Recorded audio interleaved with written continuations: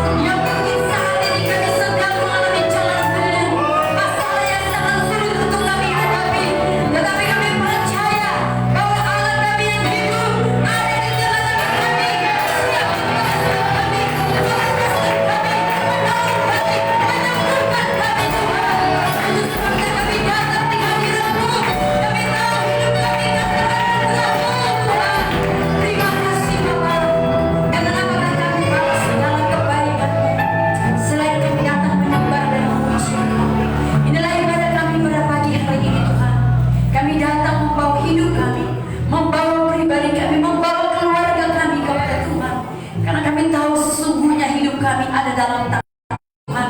Kami masih boleh datang ke rumah Tuhan untuk memuji-Mu Tuhan. Karena itu biarlah setiap pujian penyembahan kami, doa-doa kami, bahkan terlebih firman Tuhan akan diperdengarkan, disampaikan kepada kami, membuat kami kuat dan kokoh di dalam Engkau Tuhan. Mengikuti Engkau lebih sungguh lebih daripada hari-hari sebelumnya, tahun demi tahun. Biarlah Tuhan menambahkan iman percaya kami dan kesungguhan untuk mengikuti Engkau Bapa. Terima kasih Tuhan. Kami bukalah ibadah kami pada siang hari ini di dalam satu nama, itu Yesus Tuhan, yang siap memberkati kami, yang siap memulihkan kami pada hari ini. Terpujilah nama-Mu Bapa. Di dalam nama Yesus dan di dalam kuasa-Mu Bapa, kami bukalah ibadah pada hari ini. Dalam nama Yesus kami berdoa. Haleluya. Yang siap diberkati katakan amin. Puji Tuhan, kita sudah menyembah Tuhan hari ini, maka kita akan bersuka bagi Tuhan. Kita angkat pujian kita. Segala puji syukur hanya bagi-Mu Tuhan. Haleluya.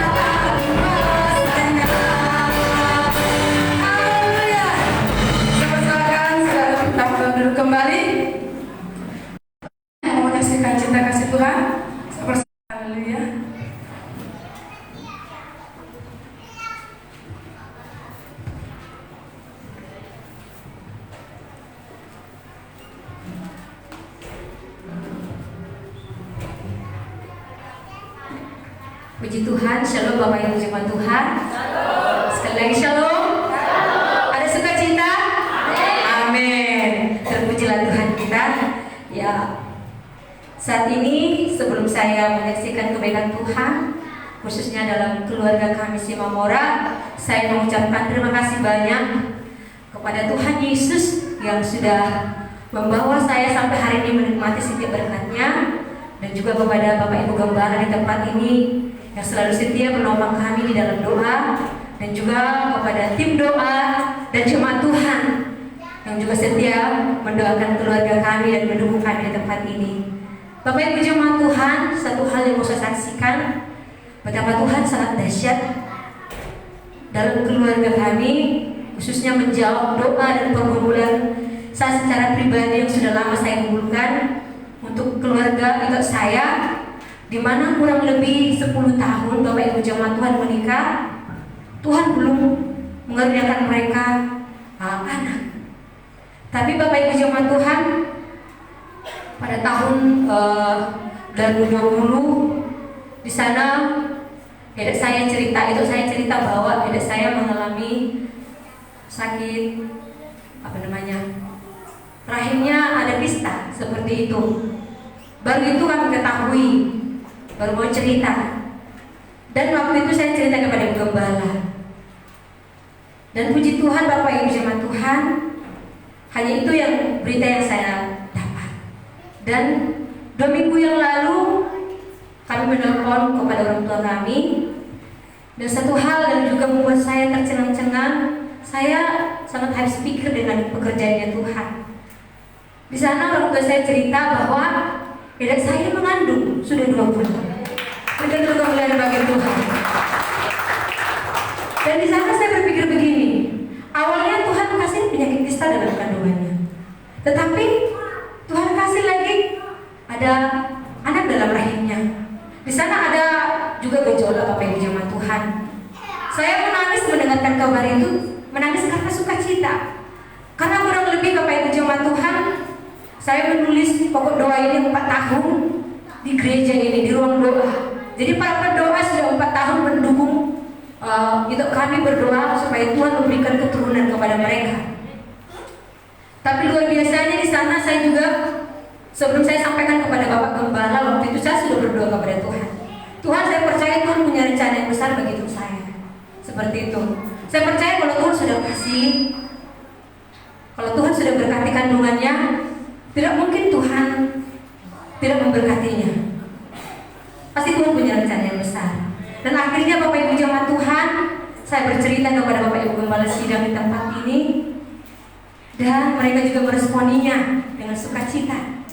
Dan waktu itu Ibu Gembala bilang seperti ini, oh kalau ada itu tinggal kita doakan saja, tumpang tangani supaya kistanya Tuhan sembuhkan, karena bagi Tuhan tidak ada yang mustahil. Seperti itu Bapak Ibu jemaat Tuhan.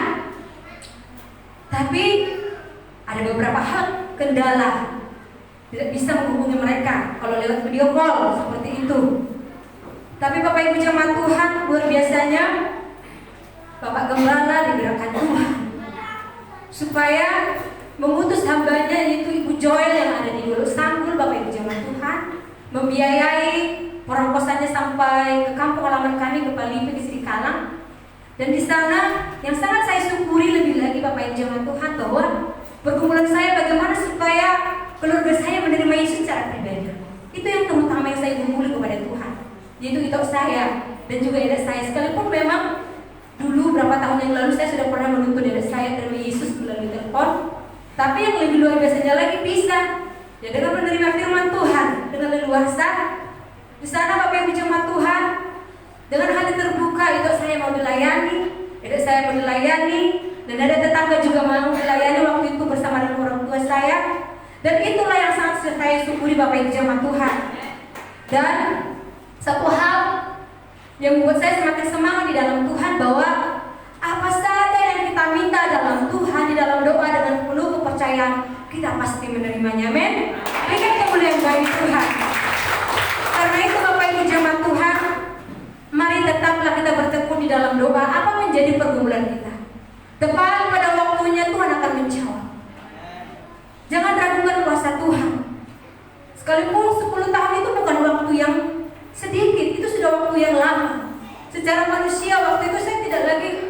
secara manusia saya tidak memikirkan bahwa Tuhan akan memberikan kandungan itu bagi hidup saya. Tetapi puji Tuhan yang lebih luar biasanya lagi Bapak Ibu jemaat Tuhan, bahwa hidup saya yang pertama saat ini sedang mengandung, hidup saya yang kedua mengandung, dan saya juga mengandung itu karena kemurahan Tuhan.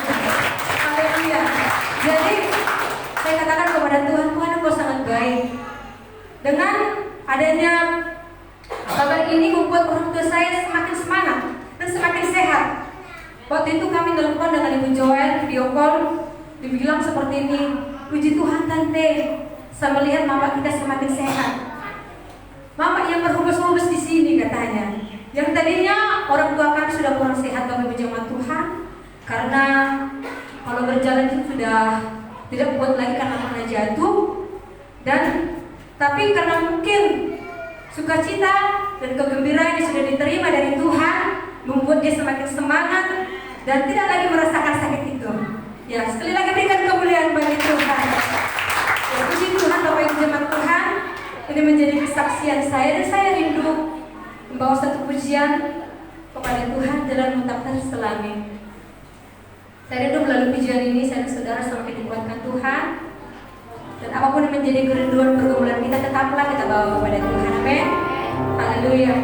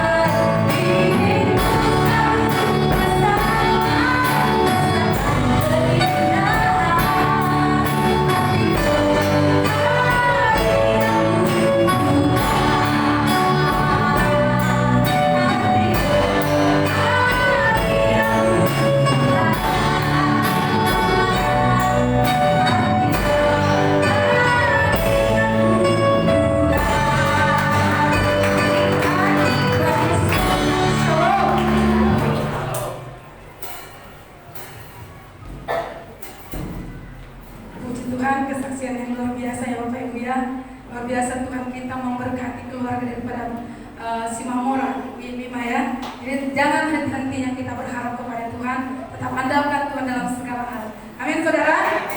bagi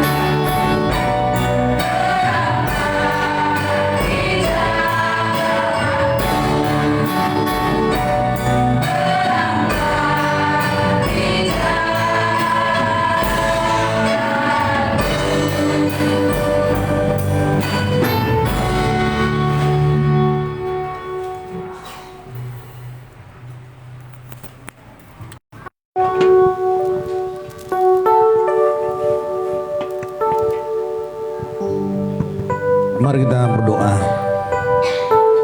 Demikianlah Tuhan, sebagaimana pujian yang barusan kami kumandangkan kepadamu, bahwa firman Tuhan adalah pelita bagi kaki kami dan terang bagi jalan kami. Itu sebabnya kami sungguh membutuhkan ya Tuhan, dan tiba kami saatnya Tuhan untuk menerimanya daripadamu. Olehnya Engkau terangi hati kami, Engkau beri ya Tuhan pengurapan baru kepada hamba-Mu lebih-lebih daripada hari-hari kemarin. Berfirmanlah Engkau ya Tuhan, kami siap mendengar. Haleluya, amin. Shalom. Baik, puji Tuhan, selamat datang dan selamat hari Minggu, selamat beribadah saya sampaikan untuk kita semua. Senang boleh melihat wajah Bapak Ibu Saudara sekalian pada hari Minggu ini. Dan saya percaya bahwa kita semua juga senang, saudara juga senang bertemu dengan saya, terlebih bertemu dengan Tuhan melalui ibadah. Amin. Sehubungan dengan kesaksian ya Tia Rima, Ibu Lubis, memang sekitar 4 tahun ditaruh di ruang doa itu. Ya, iya memang ya, iya memang.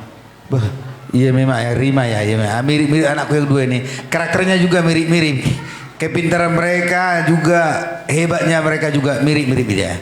Ya, luar biasa ya. Sorry ya, ya Mima, karena namanya saya bikin namanya Yemima ya. Saya menambah nama dia Yemima panggilannya, tapi sesungguhnya namanya ya Rima Listeti gitu ya. Dan 10 tahun edatnya itu. Saya selalu menyarankan kepada anak-anak rohani saya, dan kalau boleh kalau pulang kampung harus diinjili orang tuanya, familinya. Tetapi dia belum begitu berhasil ya untuk menginjili banyak orang. Tapi tadi kita dengarkan tadi sudah dilayani. Dan memang ya puji Tuhan, waktu dilayani mereka juga ya mengaku bahwa pernah berdukun ya, magic itu ya. Puji Tuhan. Ya juga perlu saudara garis bawahi bahwa saya sebagai gembala sidang saudara, saya tidak mata duitan demi misi menyelamatkan jiwa-jiwa. Saya juga menyuruh Ibu Joel tadi, dengar, jangan hanya berkat mujizat itu yang didengar, tapi prosesnya itu harus tahu, iya kan? Bahwa di sini 4 tahun didoakan, setelah di sana Ibu Joel saya suruh pergi ke sana, lalu saya perlengkapi dengan uang ongkos. Itu uang siapa? Itu uang yang saudara persembahkan ke kotak ini, amin. Jadi maksud saya di situ, kalau saudara diberkati Tuhan, berilah yang terbaik kepada Tuhan, itunya maksud saya. Amin ya. Jadi jangan hanya mujizatnya itu diingat, tapi proses supaya bisa juga itu ya kan. Jadi saya suruh juga kepada waktu ibu itu, saya suruh ke rumah ya kakaknya Ibu Gembala, famili yang sudah umur 100 tahun, 15 orang mereka dilayani dan rata-rata punya magic. Dan juga kami juga memberikan ongkosnya juga melalui mertua kami kirim. Kalaupun ibu itu enggak menerimanya semuanya, tapi dibalikkan kepada mertua, karena juga mungkin ibu itu banyak dapat berkat dari situ, ya kan? Karena disalam dia di sana, mereka merasa diberkati. Artinya apa? Kalau saya mata duitan, saya juga bisa buat pura-pura bodoh. Sama dengan uang yang pernah aku posting 5 juta itu yang dari berkat Tuhan, ya karena Tuhan ngasih, itu langsung saudara. 2 juta langsung kekeluarkan itu kepada 2 orang karena itu kebutuhan mereka. Kalau saya mata duitan, pasti kutahan itu. Ada banyak alasan saya buat itu untuk bisa pribadi. Tetapi saudara, uang yang masuk ke kas ini semua adalah untuk dipakai buat pekerjaan Tuhan. Amin. Ya, dipakai untuk pekerjaan Tuhan. Makanya kalau saudara telah diberkati Tuhan, maksud saya Bapak Ibu Saudara, jangan menahan berkatnya, gitu kan? Beri kepada Tuhan, ya. Apalagi kalau saudara diberkati Tuhan pernah meminjam uang, langsung harus bayar, amin. supaya bagus kita bergereja. Ada orang itu bergereja pinjam-pinjam tak mau lah, akhirnya nggak mau datang lagi ke gereja. Emangnya apalagi kalau sudah lama dia pelayan Tuhan. Pelayan Tuhan kalau boleh ingat ini, kalau minjam sebenarnya kurang bagus, tapi kadang-kadang kesulitan apa boleh buat, tapi ingat harus bayar, dan kalau bisa tepat waktu supaya menjadi kesaksian. Amin. Jangan pura-pura nggak tahu sudah datang berkatnya tapi kepada yang lain perginya kan. Ya saya harus ingatkan ini supaya apa? Supaya jemaat sehat. Bisa nanti akhirnya nggak bergereja lagi. Kayak gitunya kuliah dia pelayanan, berdoa dia mantap kali doanya, nangis tapi dia sudah kuliah banyak berkatnya. Dulu waktu meminta uang dia nangis, dia setelah dapat uangnya dia lupa, di jalan pun nggak ditegurnya lagi aku. Gitu ya kan. Tapi saudara, saya mau sampaikan juga ini, waktu kuliah memang kalau kami gembala sidang dilarang kami untuk meminjamkan uang kepada jemaat. Nah, makanya pernah ada orang datang ke gereja dulu waktu masih di sana gereja minta uang pinjam, lalu kami kasih berapa yang bisa. Padahal hebatnya Mas ada di sininya. 1 kali 2 kali kami kasih begitu, tapi ketiga kalinya kami kasih. Karena seperti lagu itu, tapi jangan 3 sampai 3 kali kan. Saya dengan pengalaman sekarang yang terjadi, mohon maaf jangan tersinggung.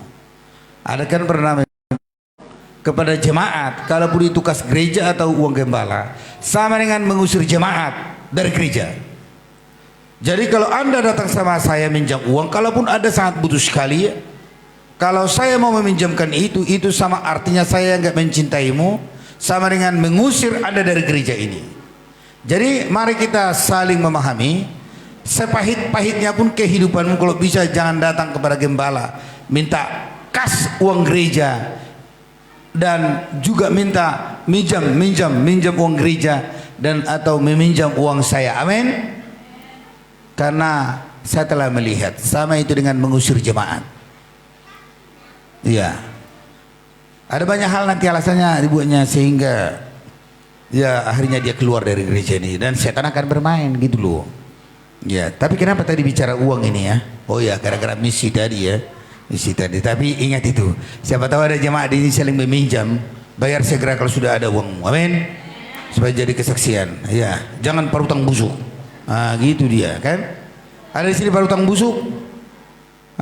Utangnya terus sampai lewat tahun baru, lewat tahun, sudah tahun ke tahun tetap masih berhutang. Malu deh. Ya. Ya, tertawanya Pak Jono inilah yang bikin kita semakin sedap. Ya. Ya, saya mau sampaikan tema hari ini berbicara tentang kehidupan yang tangguh dan berbahagia. Kenapa perlu kita menjadi orang Kristen yang tangguh? Karena dalam situasi kondisi saat ini, oleh karena banyak dampak negatif dari COVID-19, maka gereja disarankan, gereja maksudnya bukan gedung ini, orangnya ya, gereja disarankan memiliki iman yang tangguh yang membawa bahagia dalam hidupnya. Mengapa saya saudaraku membuat program obat tidur setiap malam? Karena saya mendapat perenungan, oleh karena dampak COVID-19 ini banyak kali orang susah tidur. Ya, Bapak Marjono tadi pagi dia berkhutbah mengaku dia bahwa tadi malam dia menonton live streaming saya khutbah obat tidur karena dia susah tidur. Ya. Jadi nanti malam juga saya akan live dan setiap malam saya akan berkhutbah jam 12 teng itu meluruskan saraf-saraf yang tidak bisa tidur, dan itu memang sengaja pengamatan firman Tuhan dari sisi ketuhanannya yang lebih banyak, bukan sisi manusianya. Ya, makanya saya katakan tadi pagi sama Bapak Marjono, tahu Bapak Marjono, Tuhan kasih sama saya itu perenungan, kenapa burung gagak disuruh Tuhan, bukan burung gereja. Coba saudara bayangkan, bisa nggak dibawa burung gereja roti besar? Nggak bisa kan? Yang dibawa roti dan daging kan, kepada Elia itu kan, kepada Celia, iya kan, waktu dipelihara di Sungai Kerit. Dan kemudian kemana? Itu alasan pertama, supaya besar porsinya. Kenapa burung gagak? supaya Elia melihat tangan Tuhan yang besar, bahwa burung gagak biasanya adalah dia rakus. Telur kawannya saja dimakan. Ya kan? Ya. Bangkai saja dimakan. Apalagi ini daging segar yang sudah masak dan roti. Tapi ada saya garis bawahi tadi malam itu khutbah itu. Dikatakan Tuhan kepada Elia, ingat Elia, sebelum kuperintahkan ini kepada aku sudah memerintahkan sebelumnya kepada burung-burung gagak supaya mengantar apa? Roti dan daging. Artinya Tuhan melakukan penataran kepada burung-burung gagak itu supaya barang itu sampai ke tempat, karena kebiasaan barang kalau dikirim bisa berkurang. Ya, jadi supaya jangan dimakaninya begitu. Puji Tuhan, saya melihat dosen pengajar saya di S2 menonton dia. Dia bikin gambar bahwa dia merasa diberkati. Puji Tuhan, saya pikir kalau di bangku kuliah selama ini aku yang dengar ibu, tapi sekarang ibu yang dengar saya, dalam hatiku bergumam, kan gitu dia. Tapi itu gara-gara program obat tidur. Nanti akan semakin banyak lagi yang didoakan di ruang 2 itu, seperti yang dikatakan Ibu Luis tadi. Kenapa?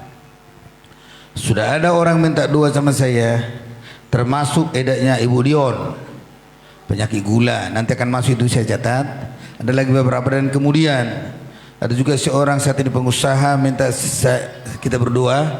Dia membutuhkan investor 350 miliar dan dia juga sedang masukkan tender perusahaannya juga untuk bisa menang mendapatkan sebuah tender ya daerah Tanjung Uncang. Berarti akan banyak nanti.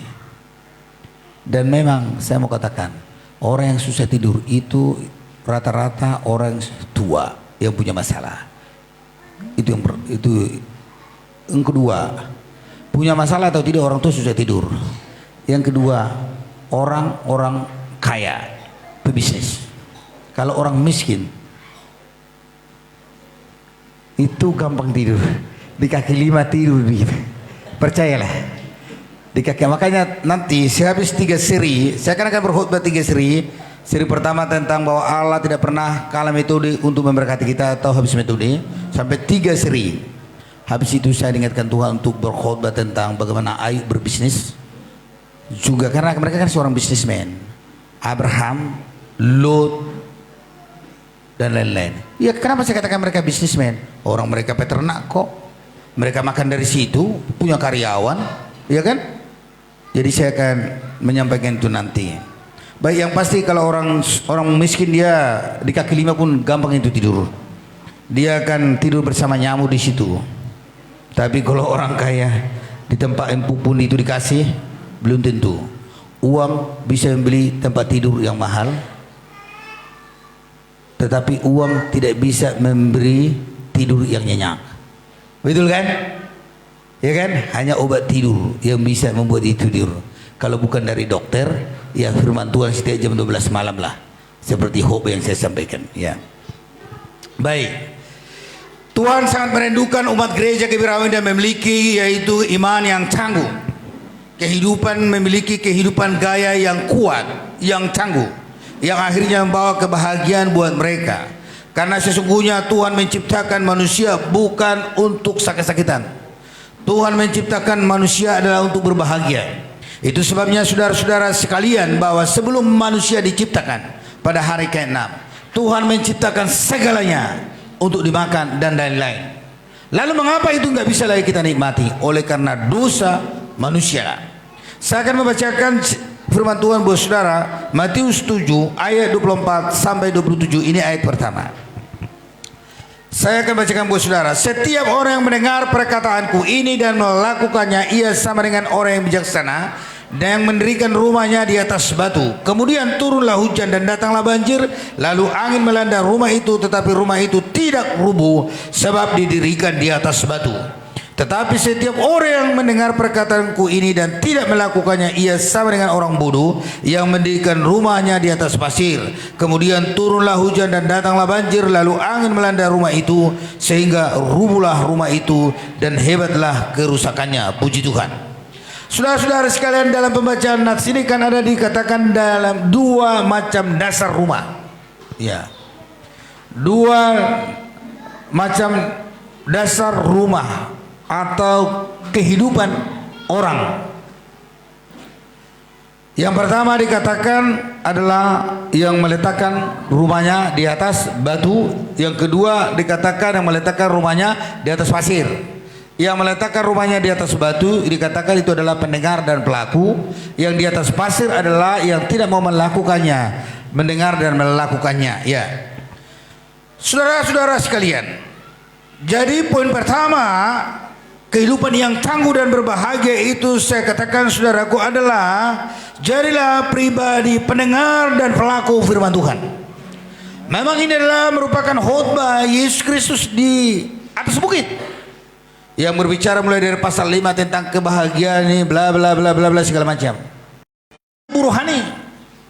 Jadi kesalahan manusia adalah yang dia pikirkan terus semenjak dia memahami yang jahat dan yang baik adalah bagaimana supaya Sumatera Tengah berisi ataupun tubuh jasmani, tetapi tubuh rohaninya tidak pernah dilengkapinya atau dikasihnya makan dengan teratur. Kalau kita memberikan makanan saudaraku kepada Kristus artinya apa? Yang diurapi, firman yang diurapi, bukan firman yang dibicarakan di kedai tuak, bukan firman yang dibicarakan di lawak, tetapi firman yang disampaikan hamba Tuhan atau firman Tuhan yang saudara baca ketika saudara renungan di rumahmu. Maka itulah yang menjadi senjata buat Bapak Ibu saudara-saudara sekalian untuk bisa saudara menjadi pribadi yang tangguh dalam menghadapi situasi-situasi yang semakin tidak jelas saat ini. Kita tahu oleh karena dampak COVID-19 ini saudara, memang ada dampak positif, tetapi juga terlalu banyak dampak negatif daripada COVID-19. Saudaraku yang dikasih dalam Tuhan, dikatakan kalau saudara-saudara menjadi pendengar dan pelaku firman, maka saudara bisa keluar jadi pemenang. Karena dalam perjalanan hidup akan ada badai dan topan. Kan dikatakan di sana. Kemudian ayat 25. Kemudian tolong dulu baca Pak Marjono ya, supaya agak mantap ya. Matius 7 ayat 25. 25. Kemudian turunlah hujan dan datanglah banjir, lalu angin melanda rumah itu, tetapi rumah itu tidak rubuh sebab didirikan di atas batu. Hujan, banjir, angin yang melanda rumah itu adalah gambaran persoalan hidup dalam perjalanan kekristenan. Itu sebabnya selalu saya katakan Bapak Ibu saudara-saudara sekalian bahwa orang yang mengikut Tuhan belum berarti dia selesai dengan masalah. Masalah akan selalu ada, tetapi yang menjadi persoalan yang harus kita tahu bagaimana cara menyelesaikan masalah. Masalah umat saat ini atau orang banyak sangat kompleks. Itu sebabnya bahwa saya memberikan program obat tidur, karena kompleks. Hujan, badai, banjir itu adalah gambaran persoalan hidup sepanjang saya dan saudara memiliki roh atau napas di dalam tubuh ini. Jadi bagaimana supaya saudara bisa keluar jadi pemenang? Saudara harus menjadi pribadi pendengar dan pelaku firman Tuhan. Firman Tuhan berkata, janganlah engkau menjauhkan dirimu daripada peribadatan-peribadatan seperti yang dibiasakan oleh orang lain. Ibadah kalau disertai dengan rasa cukup akan membawa keuntungan yang besar. Latihlah dirimu beribadah, karena ibadah mengandung janji kekinian yang akan datang. Berbicara tentang kekinian itu adalah berkat sandang pangan yang akan kita butuhkan selagi bernapas. Berbicara tentang yang akan datang itu adalah Yerusalem baru. Maka oleh karena itu kepada sidang jemaat Tuhan, mari cintailah firman dan lakukanlah. Tetapi yang kesukaannya Taurat Tuhan siang dan malam. Digambarkan kehidupannya adalah seperti pohon yang ditanam di tepi aliran air, yang merembatkan akar-akarnya ke tepi batang air itu, yang tidak layu daunnya, tidak mengalami panas teriknya matahari, dan apa saja diperbuatnya berhasil. Wow, luar biasa. Dan Alkitab mencatat juga, selalu saya sampaikan buat saudara di dalam kitab Mazmur pasal 19 itu, bahwa Taurat Tuhan itu firman Tuhan adalah membuat hati bersuka. Berarti kalau ada persoalan oleh karena dampak COVID-19 ini, saudara-saudara sekalian, kalau sedang jemaat Tuhan merenungkan firman Tuhan, maka hatinya bersuka. Nah, ketika hatinya bersuka, maka dia memiliki imun yang kuat. Maka COVID tidak bisa masuk dalam diri. Dan kemudian kalau Taurat Tuhan direnungkan siang dan malam, Bapak Ibu saudara-saudara sekalian, maka dikatakan matanya bercahaya dan berbinar. Bayangkan karena matanya si Rahel bercahaya, maka 17 tahun Yakub untuk mendapatkannya. Kalau ibu-ibu memiliki mata cahaya, cahaya mata yang berbinar, oleh karena firman Tuhan, suamimu akan takut kehilanganmu. Ya. Tapi kalau karena nggak pernah merenungkan firman Tuhan, lalu matamu beluk-belukun, lalu suaminya akan begini. Ngomong pun istrinya, ya mah, hatinya kepada yang lain. Betul. Kadang-kadang ibu-ibu tidak memahami bagaimana caranya untuk menarik hati suaminya. Dia pikir oleh karena listipnya yang tebal lalu bisa terpikat. Dia bukan. Karena boleh saja listip tebal saudara warna merah, tapi napas baunya, bau napasnya ya. Salah dia. Agak cocok aku sebenarnya mau bikin seperti stipul itu, tapi nggak cocok ini. Tapi artinya maksudnya apa? Ibu-ibu mencoba menawan hati suaminya dengan cara menata rias. Menata rias memang penting, amin.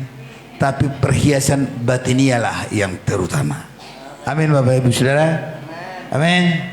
Kan kalau dalam katakan Alkitab itu bahwa Taurat Tuhan membuat mata bercahaya, Rahel, Yakub untuk mendapatkan Rahel dia menjadi istrinya harus bayar harga 14 tahun. Oleh karena apa? Matanya bercahaya. Dikasih selea sama dia yang tidak memiliki mata cahaya, dia juga enggak, dia sebenarnya berat hatinya untuk menjadikan istrinya, tapi karena dikasih itu lagi, maka dia pakai dua-dua.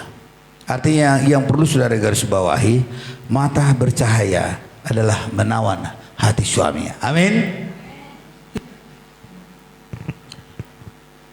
Mata bercahaya oleh ibu-ibu akan menawan hati suami dan tidak perlu takut ada pelakor. Betul. Sekarang oleh karena situasi kondisi ekonomi saat ini semakin banyak pelakor. Iya. Jadi ada juga ibu-ibu kalau sudah mulai ekonominya mulai naik, ya kan? Mulai dia takut. Kenapa? Pelakor akan semakin banyak datang. Lalu dia membeli belanja baju yang banyak, yang mantap, juga peralatan kosmetik. Tapi kalau orang Kristen itu nggak perlu. Bermakeuplah seadanya. Amin. Bermakeup memang penting, tapi jangan hanya ketika belanja. Iya. Baik saudaraku, jadilah menjadi pelaku firman Tuhan. Amin. Ya, cintailah Tuhan. Baik. Bagaimana menjadi kehidupan yang tangguh dan berbahagia? Yeremia 17 ayat 7 sampai 8. Ini penting untuk kita. Saya akan persingkat khutbah ini, saudara. Tolong dulu dibaca Bapak Marjono. Ini supaya jemaat Tuhan menaruh harapnya kepada Tuhan, bukan kepada yang lain. Ya. Yeremia 17 ayat 7 sampai 8. Ya. Diberkatilah orang yang mengandalkan Tuhan, yang menaruh harapannya pada Tuhan. Saya mau katakan, kalau saudara diberkati Tuhan, adakah hati saudara berbahagia? Amin. Amin.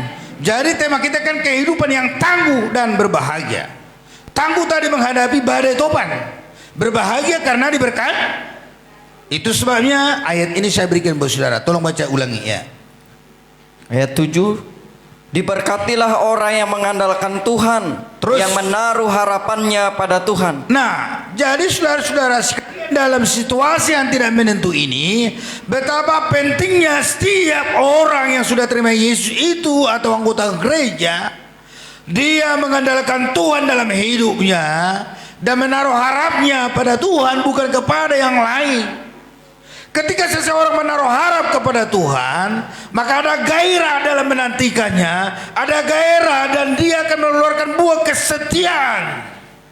Dan dia juga akan saudara-saudara sekalian melahirkan yaitu roh kesabaran.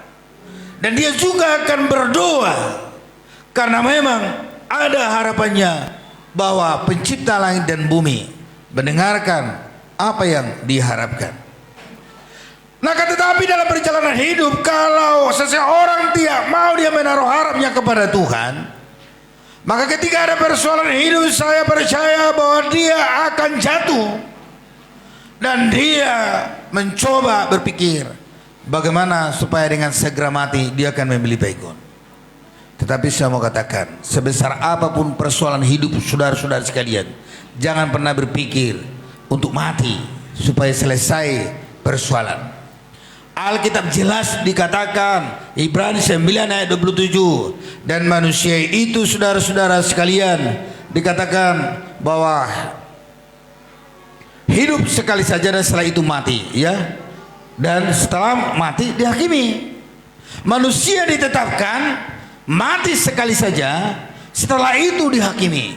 Rupanya kalau setelah mati ada lagi nanti kehidupan yang kita diperhadapkan dengan sang hakim yang kejam itu. Yesus adalah hakim yang sadis. Dengar apa yang saya bilang. Yesus nanti adalah hakim yang sadis. Tidak ada ampun bagi dia. Kenapa? Karena memang dia telah memberikan waktu terus kepada semua orang untuk bertobat. Tugasnya Yesus nanti adalah menjadi hakim. Jadi barang siapa yang tidak percaya memang kepadanya, langsung nanti dia lemparkan itu ke neraka. Di mana saudara, neraka itu adalah api yang menyala-nyala, tidak pernah padam dan tanpa bahan bakar atau bensin. Menyala terus, membakar orang yang tidak mau percaya. Apalagi juga membakar orang-orang yang bunuh diri. Maka oleh karena itu, kalaupun ada persoalan hidup, jangan pernah berpikir mengakhiri hidupmu dengan baygon atau dengan memegang listrik.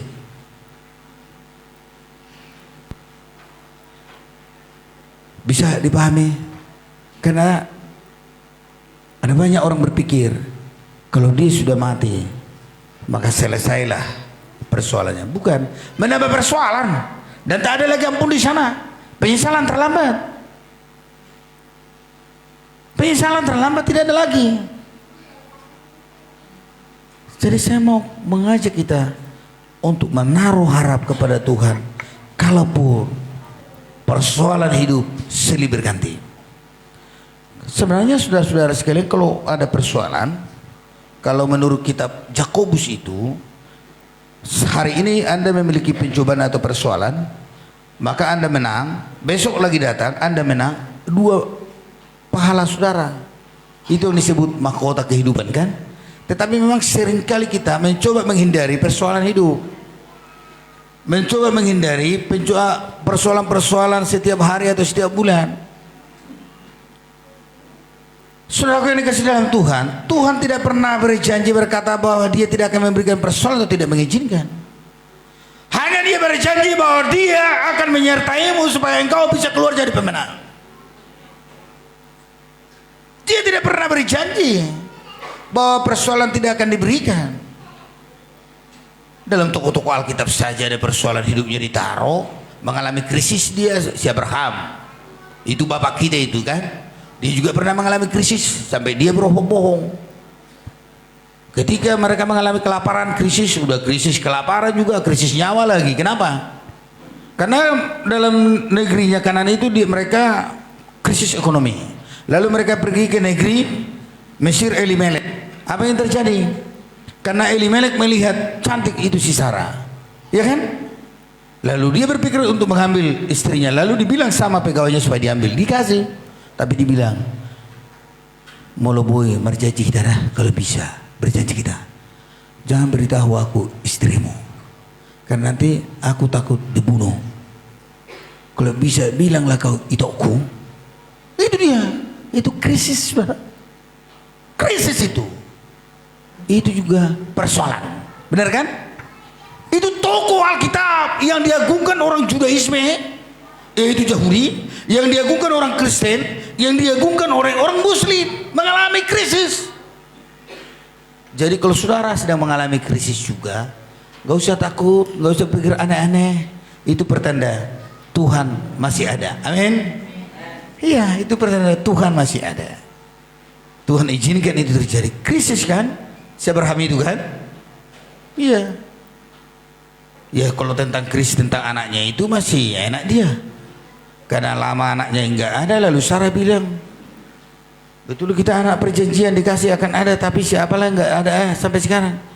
Kalau bisa itulah pembentukku itu, ambillah itu supaya ada, nanti ku timang-timang anaknya. Apa yang dia katakan? Kalau itu menurut pandanganmu baik, iya. Dilihatnya pembantunya itu masih bajar-bajar dia, kan? Masih apa? Gadis-gadis imut mungkin, kan? Itu krisis yang menarik kedagingannya. Ya, tapi nggak terlalu berat itu. Kalaupun sampai sekarang bahwa keturunannya bermasalah, betul kan? Mungkin sekali bahwa Abraham melihat dari surga bagaimana keturunannya itu terus ribut kan di Palestina kan, keturunannya Ismail dan Ishak. Kenapalah? Gara-gara kasus yang satu itu, gara-gara ku dengar istriku itu, kenapalah dulu ya? Itu dia. Itu. Tapi maksud saya di situ kepada Bapak Ibu saudara-saudara sekalian, bahwa setiap orang Kristen juga mengalami persoalan hidup, dan rata-rata semua orang mengalami krisis. Saya mau katakan, orang tua juga yang paling banyak krisis. Apalagi tidak ada dana pensiun. Iya. Apalagi kalau orang sudah pensiun tidak ada lagi bisa mengolah sesuatu. Dia hanya mencari bagaimana tanah pusaka dan lain-lain di mana-mana. Orang-orang yang pensiun itu saudara, ada juga orang saudara mengalami krisis ketika dia pensiun. Apalagi kalau tidak ada simpanannya. Makanya saya bangga melihat orang tua saya. Dia tidak punya harta, tidak apa-apa, tidak ada uang begitulah ya. Ya hanya pusakanya ada, harta pusaka tanah gitu ya. Dan dia nggak malu menyampaikan apa yang dia butuhkan sama kami. Itu kehebatan dia. Itu kehebatan dia. Kalau ayahku dulu langsung dibilang sama aku waktu remaja, nah nanti kalau aku sudah nggak bisa lagi menghasilkan, aku akan langsung mati. Supaya kalian jangan berdosa. Nah, itu dia prinsipnya kan. Ya, dan nanti pun aku juga begitu memang. Kalau sudah nggak bisa lagi berkhotbah, ya kan, sudah melukai jemaat, ngomong sekali gitu kan, langsung minta ke surga lah, ya kan? Karena banyak juga gereja menurun anggota gerejanya oleh karena dipaksakannya berkhotbah gitu loh, ya kan? Belepotan dia mutar-mutar khotbahnya kan? Iya. Sementara gini aja belum umur tua masih kadang-kadang udah belok-belok lagi, belepotan lagi kan? Iya, apalagi sudah tua. Nah, saudara-saudara sekalian, yang tadi poin pertama adalah jadilah pendengar dan pelaku firman Tuhan, maka Anda memiliki kehidupan yang kuat, yang tangguh dan yang berbahagia. Karena kenapa? Karena saudara dapat melalui persoalan badai itu, dan Anda keluar jadi pemenang. Anda akan merasakan kebahagiaan dan kepuasan tersendiri. Kemudian yang kedua, saudara-saudara sekalian, mari mengandalkan Tuhan dalam hidupmu sepanjang napasmu masih ada dalam tubuhmu. Diberkatilah orang yang mengandalkan Tuhan, yang menaruh harapannya kepada Tuhan. Karena ketika orang menaruh harapnya kepada Tuhan, maka dia memiliki yaitu gairah hidup. Dia tidak seperti kelihatan bagai kerakap tumbuh di bambu, hidup segan mati tak mau. Ada orang seperti itu. Itu yang disebut dang marhaswan. Bagai kerakap tumbuh di bambu, hidup segan mati tak mau. Ada orang di sini, saudara, hidup segan mati tak mau. Aku tak bisa bayangkan bagaimana wajahnya itu. Ya, hidup segan, mati tak mau. Tetapi saudara, orang yang diberkati itu saudara, yang menaruh harapnya kepada Tuhan, digambarkan seperti ayat 8. Tolong baca Pak. Ya. Ayat 8. Ya. Ia akan seperti pohon yang ditanam di tepi air, yang merambatkan akar-akarnya ke tepi batang air, Terus, dan yang tidak mengalami datangnya panas terik, terus, yang daunnya tetap hijau, terus. yang tidak khawatir dalam tahun kering, dan yang tidak berhenti menghasilkan buah. Jadi digambarkan rupanya kalau orang menaruh harapnya mengandalkan Tuhan dalam perjalanan hidupnya, maka saudara-saudara sekalian, dia tidak mengalami datangnya panas terik. Apa panas terik? Cahaya yang mengganggu, yang berlebihan. Kita butuh cahaya, tapi jangan sampai menyekat kulit. Bagi dia itu tidak terasa. Kemudian dikatakan bahwa daunnya tetap hijau, wajahnya tetap berbinar, memiliki cahaya. Dia tidak lesu-lesu begini, minta dikasihani, seperti Nehemia muka muram supaya dikasihani.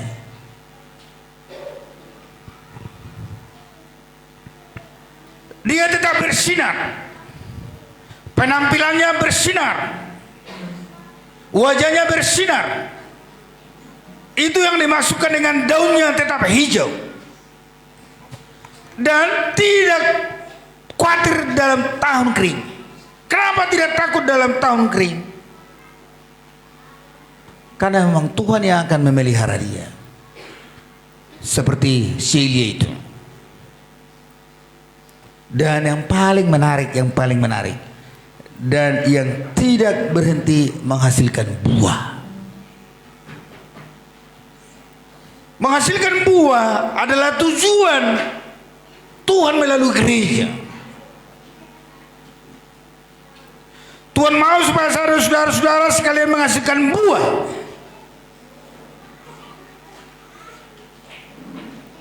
Jadi kalau saudara mengandalkan Tuhan, menaruh harapnya kepada Tuhan, Anda akan menghasilkan buah. Tapi kalau Anda tidak mau mengandalkan Tuhan dan menaruh harapnya kepada Tuhan, akan gagal berbuah. Karena Tuhanlah yang akan memampukan kita berbuah. Amin. Ya. Apa maksudnya berbuah? Menjadi kesaksian. Apakah kalau saudara terjemahkan buah roh, sah-sah saja, kebaikan dan lain-lain. Menginjil membawa jiwa kepada, sah-sah saja. Engkau terjemahkanlah itu. Menolong orang juga berbuah. Amin. Iya. Dan orang lain menikmati buah itu. Dan buahmu itu bukan buah yang masam, adalah buah yang manis. Oleh karena apa tadinya? Mengandalkan Tuhan. Ini adalah renungan yang luar biasa buat Bapak Ibu saudara-saudara sekalian. Kalau saudara nanti rindu mendengarkan khutbah saya dalam program Obat Tidur jam 12, saya juga akan menyampaikan dengan tema yang sama, nats yang berbeda, dan tokoh yang sama. Karena apa? Karena tadi malam saya sudah bahas bahwa Tuhan memelihara Elia itu melalui apa? Sungai Kerit mendapatkan air, burung-burung gagak diperintahkan mengantarkan roti dan daging. Nanti malam bahwa Tuhan akan memakai janda Sarfat yang miskin itu untuk memberkati Elia. Rupanya juga kalau Tuhan sudah berkarya, jemaat yang miskin pun asal mau dia dengar firman Tuhan, mau menjadi berkat buat hamba Tuhan. Begitu dia. Nah, persoalannya orang kalaupun sudah banyak berkatnya nggak mau dia menjadi berkat atau berbuah. Jadi kalau kita sudah diberkati Tuhan juga, ada orang membutuhkan di sekitar kita, apalagi para penginjil, para hamba Tuhan, perlu diberkati. Amin. Perlu hamba-hamba Tuhan merasakan berkat itu, saudara-saudara sekalian. Jadi itulah renungan kita semua. Saya percaya bahwa kita semua yang ada di sini memang memiliki persoalan hidup kalaupun berbeda-beda. Maka oleh karena itu saya merindukan kita melakukan penyembahan kepada Tuhan dan menaikkan pujian kepada Tuhan. Mari kita bangkit berdiri. Kita naikkan pujian kepada Tuhan saat ku terjatuh dan tak berdaya. Manakala saudara-saudara saat ini rasanya seperti hidup segan mati tak mau. Oleh karena persoalan yang mencekam kehidupan saudara, oleh karena badai banjir yang menekan kehidupan saudara, Kita akan menaikkan pujian ini sambil berharap kepada Tuhan bahwa hanya dari Tuhanlah pertolongan sejati yang bisa mengubahkan kegagalanmu menjadi berhasil, yang bisa mengubah hatimu yang susah menjadi terhibur, yang bisa menahan air matamu tidak tercurah lagi, yang bisa membuat engkau yang buram menjadi tersenyum. Bagi Tuhan tidak ada yang mustahil. Mari kita naikkan pujian ini saat ku terjatuh dan tak berdaya. Haleluya. Ku terjatuh dan tak berdaya, saat kebimbangan menghina.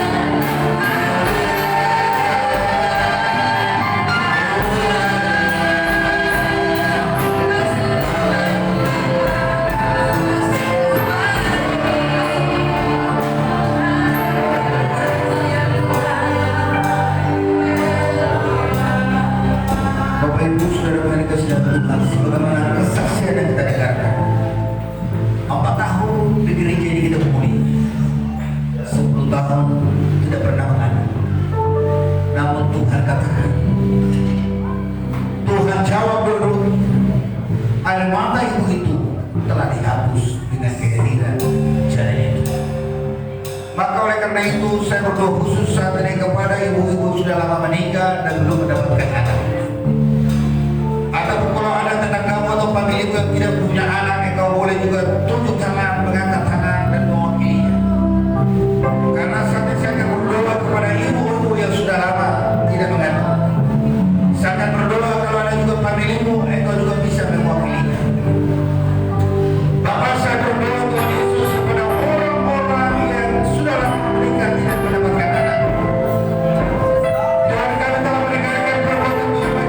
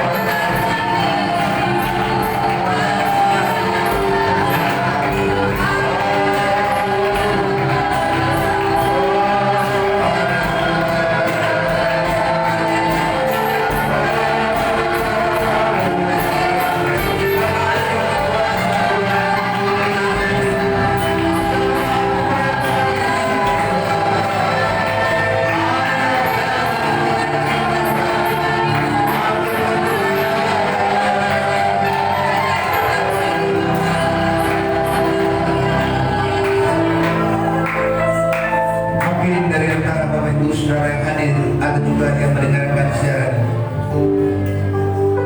Saat ini mungkin dalam hatimu engkau bergumam, sudah lama aku melamar pekerjaan namun belum diterima. Sudah lama aku menabung namun belum memenuhi. Sudah lama aku nantikan aku membangun hubungan dengan pacarku namun belum tiba sampai di penampilan.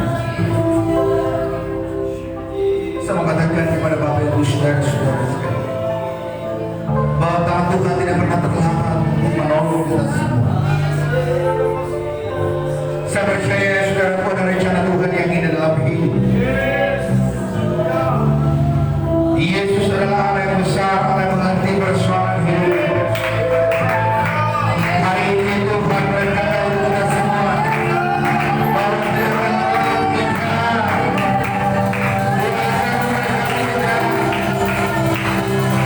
Dia akan memulihkan hidupmu. Bapak, saya berdoa untuk mereka yang sudah lama melamar pekerjaan, yang mungkin mereka sudah hampir putus asa. Maka saya sebagai hamba Tuhan memohon belas kasihan Tuhan, bukalah jalan bagi mereka, berilah pekerjaan bagi mereka sesuai skill mereka yang lemah. Dalam nama Yesus, Bapak, saya berdoa buat mereka yang sudah lama merindukan pasangan hidup. Mungkin orang tua mereka menilai mereka dan membuat hati mereka jengkel, dan kadang-kadang membuat mereka sakit hati. Saya berdoa ya Tuhan Yesus, buat mereka saat ini yang merindukan pasangan hidup. Kiranya Tuhan memberikan pasangan hidup yang terbaik bagi mereka. Lihatlah Tuhan air mata mereka, jamahlah mereka ya Tuhan. Saya berdoa buat mereka saat ini yang mengalami persoalan susah hidup oleh karena sesuatu hal. Kiranya Tuhan menghibur mereka, menjamah mereka. Bagi Tuhan tak ada yang mustahil. Bagi Tuhan tak ada yang tak mungkin. Puji dan disediakan bagiku, kulihatkan dan dipulihkan.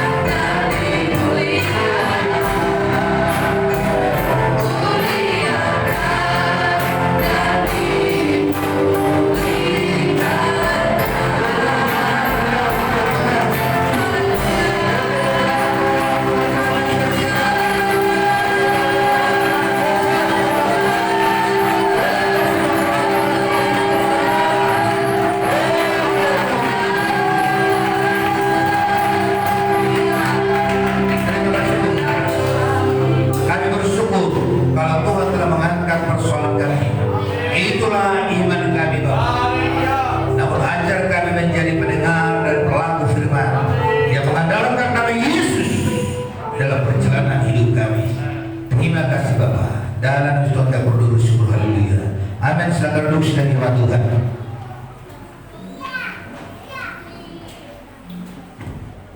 Kita sudah diberkati oleh kebenaran firman Tuhan, dan saat ini kita akan memberikan yang terbaik bagi Tuhan. Kita akan pujian kita, begitu besar kasih Allah pada kita.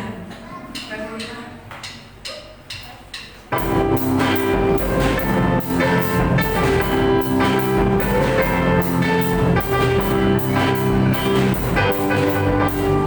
Begitu besar kasih Allah pada kita. Berkatilah hidup kita di mana-mana. Bukan membuka, bisa menjadi kita.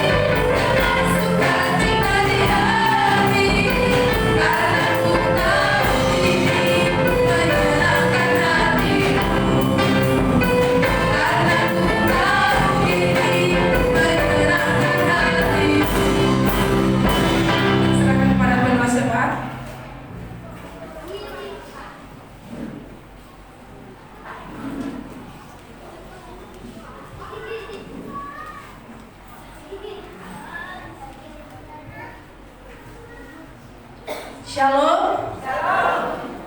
Ya, sebelum saya membacakan warta jemaat, gembala dan seluruh jemaat Tuhan mengucapkan bagi jemaat Tuhan yang mungkin baru pertama sekali hadir beribadah di tempat ini, mari Bapak Ibu pandang dulu kiri kanannya, kalau ada mari bangkit berdiri. Yang baru pertama sekali hadir, ya berdiri saja ya. Haleluya, puji Tuhan. Biarlah kiranya minggu depan kita bisa kembali bersama di tempat ini untuk beribadah. Amin. Ya, mari Bapak Ibu kita sama-sama memperhatikan warta jemaat kita. Untuk ibadah raya minggu depan ya, tanggal 7 bulan 3, masuk jam 10.30. Pelayan Tuhan pengkhotbah Bapak Gembala, WL Ibu Gembala, singer Ibu Gio Frans, Ibu Nadia, Ibu Cindy, aser atau kolektor Ibu Mario dan Ibu Rahel, warta atau doa Ibu Alex Marpaung, multimedia Rosida, LCD Paluntungan, pemain musik tim musik 1 yaitu tim bapak-bapak ya Bapak Ibu. Ibadah pemuda Sabtu tanggal 6 bulan 3 masuk jam 19.30. Pengkhotbah Bapak Gembala, WL Mitra, singer Lela, aser atau kolektor Joshua Hutapea, warta atau doa Elida Sitinja, multimedia Fitri Simanjuntak, pemain musik Tia Rima. Ibadah homsel Kamis dilayani tim Andreas, masuk jam 19.30. Pengkhotbah Bapak Gembala, WL Ibu Yedutun, singer Ibu Bunga dan Ibu Mario, aser atau kolektor Ibu Putri dan Ibu Magda, warta atau doa Ibu Stephen Huta Barat, multimedia Fitri Simanjuntak, pemain musik Bapak Katrin Tia Rima Prita. Di sini Bapak Ibu, kami tekankan kembali bahwa ibadah homsel ini untuk seluruh kita jemaat Tuhan, amin. Mari Bapak Ibu memberi hati dan mau datang ke tempat ini, terlebih untuk tim Andreas. Mari persiapkan hidup kita untuk melayani Tuhan. Untuk doa seluruh jemaat Selasa masuk jam 19 sampai dengan selesai. WL Bapak Swati Lubis, doa Bapak Domingus, firman Tuhan Bapak Marjono. Doa puasa Sabtu masuk jam 10 sampai dengan selesai. WL Ibu Cindy Purba, doa Ibu Feby Manalu, firman Tuhan Ibu Gembala. Di sana laporan keuangan sudah masuk Bapak Ibu. Bagi Bapak Ibu yang sudah memberi tapi tidak tertulis, Bapak Ibu boleh konfirmasi kepada Ibu Gembala sidang di tempat ini. Gembala dan seluruh jemaat mengucapkan turut berduka cita atas berpulangnya suami daripada Ibu Esther Sagala. Kepada Bapa di surga, kiranya Tuhan memberi penghiburan dan menguatkan ibu dan anak-anaknya. Gembala dan jemaat mengucapkan selamat bergabung kepada jemaat yang baru berdaftar di GBI Rawa Indah, yaitu kepada keluarga Bapak Sihaan Borsyadia. Selamat bergabung. Puji Tuhan, kiranya terus jiwa-jiwa baru boleh Tuhan kirimkan di tempat ini, amin. Ya, Gembala dan seluruh jemaat Tuhan mengucapkan selamat berulang tahun kepada jemaat Tuhan yang berulang tahun sepanjang minggu ini. Mungkin bagi saudara yang tidak ada di warta boleh juga nanti berdiri di tempat, yaitu buat saudara Naomi Febianti Manalu, Stephen Liri Rapisio Raja Buku, Kalorina Ambarita, Dia Amora Tampu Bolon, Bapak Pabri Putar-Putar, Febri Tiarina Raja Bukus, Buku James Din Sitorus. Ya, bagi Bapak Ibu yang berulang tahun, mari berdiri. Bapak Gembala kita namanya Bapak Pabri ya. Mungkin Bapak Ibu tidak kenal nama Bapak Gembala kita ya. Selamat ulang tahun ya Pak. Firman Tuhannya di Mazmur 16 ayat 11. Puji Tuhan, itulah yang menjadi warta kita. Mari kita bersatu di dalam doa. Terpuji termulialah Engkau Tuhan Allah yang agung, Allah yang suci, Allah yang mulia. Ditinggikan, dimuliakan dan diagungkanlah Engkau Tuhan. Di sepanjang kehidupan kami mau tetap memuji, mengagungkan, memuliakan nama-Mu. Tuhan, sungguh kami bersyukur kepadamu Bapa, bahwa kasih Tuhan tidak pernah berhenti mengalir atas hidup kami. Terbukti sampai detik ini kami boleh merasakan penyertaan-Mu yang begitu sempurna atas hidup kami. Terima kasih Tuhan. Jikalau Engkau terus mengizinkan kami untuk kami boleh datang menyembah Engkau Tuhan, dan mengizinkan hati kami untuk kami boleh Tuhan mendengar firman-Mu pada siang hari ini. Kami sungguh bersyukur punya Allah seperti Engkau Bapa. Terima kasih Bapa atas firman-Mu yang boleh mengingatkan kami Bapa, supaya kami boleh menjadi pribadi yang mau dengar-dengar akan firman Tuhan, dan yang mau melakukan firman-Mu Bapa. Dan juga Tuhan yang terus berharap kepadamu, mengandalkan Engkau selalu dalam hidup kami Bapa yang baik. Karena kami tahu Bapa, ketika kami berharap dan fokus kepada dunia ini, maka kami akan mendapat kekecewaan. Namun ketika kami berharap dan bersandar kepadamu, kami percaya Engkau akan memberkati kami Bapa yang baik. Terima kasih Bapa. Izinkan kami terus Bapa untuk menikmati kasih setia Tuhan, untuk terus menikmati dan menerima kebesaran-Mu dalam hidup kami Bapa yang baik. Terima kasih Bapa. Terima firman-Mu atas hidup kami. Sekali lagi kami memohon belas kasih-Mu Bapa. Roh Kudus memampukan kami untuk kami boleh melakukan firman-Mu Bapa yang baik. Terima kasih Bapa. Teruslah Engkau memberkati Bapa Gembala Sidang kami di tempat ini, melawat dan terus mengurapi beliau dengan luar biasa, dengan tanda-tanda heran dan tanda-tanda ajaib yang berasal daripada Engkau Bapa. Itulah yang menjadi bagian Bapa Gembala kami di tempat ini Bapa yang baik. Terima kasih Bapa. Terpuji-pujilah Engkau Tuhan di dalam dan demi nama Yesus Tuhan. Kami juga tidak lupa berdoa untuk tim pastoral yang ada di gereja Gebirawa Indah ini. Teruslah Engkau memberkati mereka Bapa, mengurapi di dalam nama Yesus Tuhan. Terima kasih Bapa.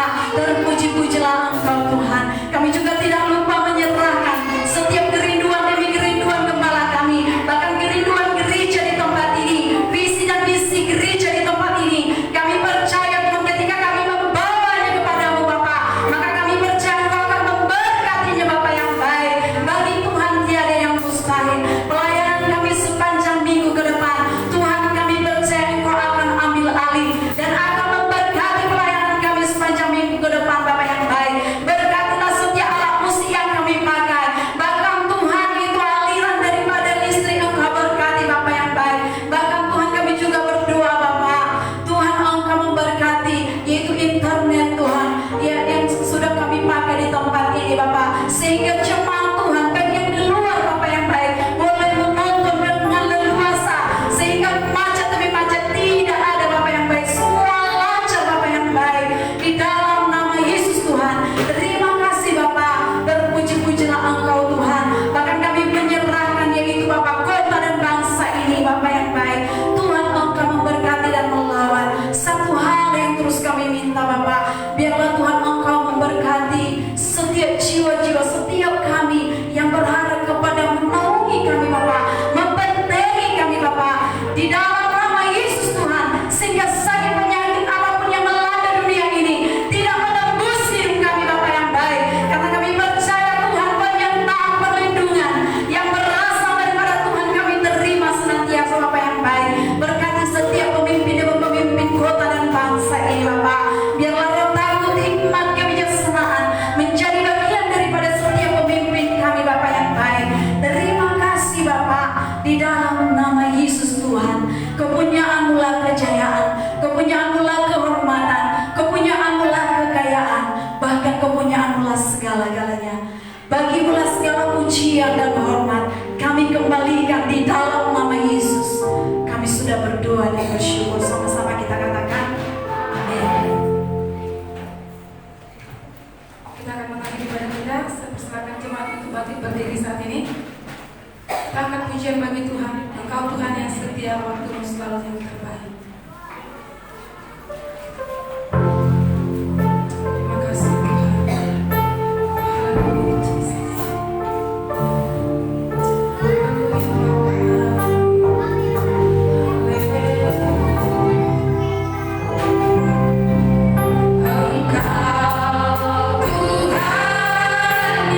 setia,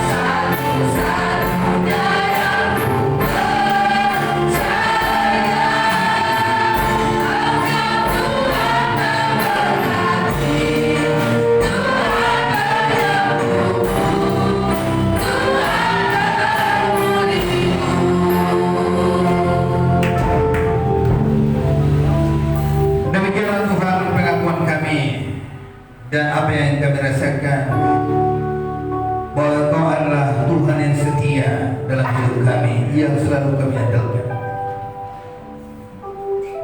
Tuhan Yesus, orang lain boleh memandang kami dengan sepele, orang lain boleh memandang kami dengan sebelah mata dan tidak memperhitungkan kami,